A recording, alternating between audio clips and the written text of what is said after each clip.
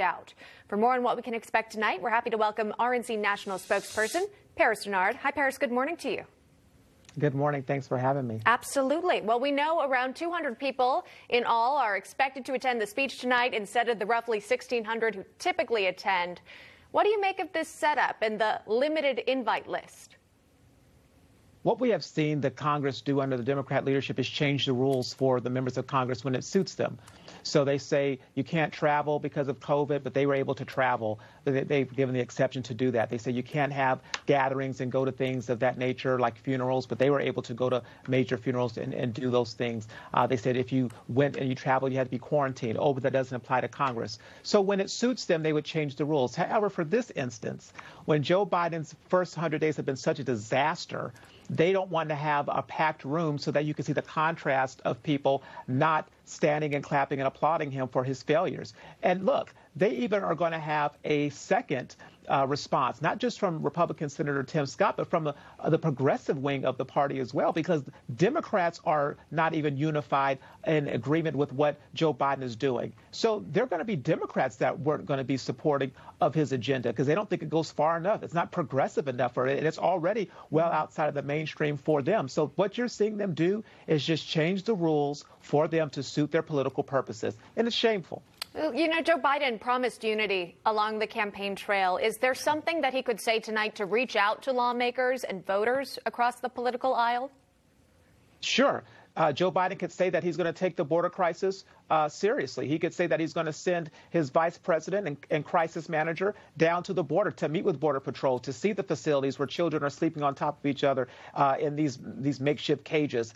He's going to send her down there to talk to the small business owners and ranchers, the people who are families truly impacted on a negative basis by this total crisis that is going down on the border. He could tell the American people that he thanks President Trump and congressional Republicans for pushing Operation Warp Speed that left the American people with this vaccine, this life-saving vaccine that's going to help us get back on track and open up our economy. He could look the American people in the eye and say, you know what part of my America's Family Plan is actually opening up the schools and encouraging school districts to open up and incentivizing them to open up, not in 2 weeks, not in 2 months, but today. If Joe Biden was serious about uniting the country, he could say, I was wrong on talking about raising taxes. I don't want to raise taxes. I want to cut taxes because a Democrat has cut taxes before named JFK. But he's not going to do any of that because he's not an honest leader who has the plan to really make the country better. He's given us failed leadership in these 100 days. You mentioned the America's Families Plan. And again, we're getting new information about it, but it comes with a huge price tag, $1.8 trillion. Right. This also comes after the infrastructure proposal. That was also more than $2 trillion. Now, he says only the extremely wealthy Americans will be taxed additionally. But Paris, how do you think our country will pay for these high-dollar proposals? On the White House soft lawn, there's a big, massive tree that grows trillion-dollar bills.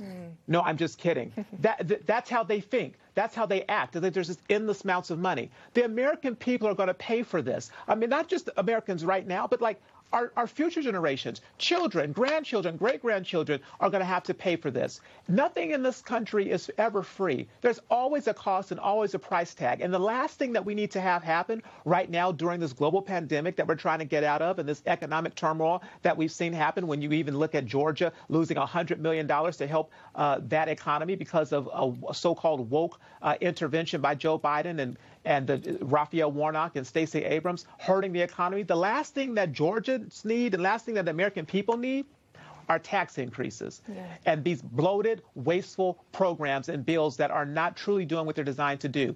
Traditional infrastructure, 7% in that bill. Pare it down, work with the Republicans, and have something and get it done at a much smaller price tag. But they're not interested in that because they don't care. It's the Democrat wish list of every single thing that they want to do. And they're just checking it off, checking it off, checking it off. That's why we're going to win back the House and the Senate. All right. Hey, we'll wait and see for 2022. Watching the president speak tonight. In the meantime, I got to find some of those seeds for the money tree. A lot of people would benefit from that. All right, Paris Dennard, always great to see you. Thank you so much for your commentary.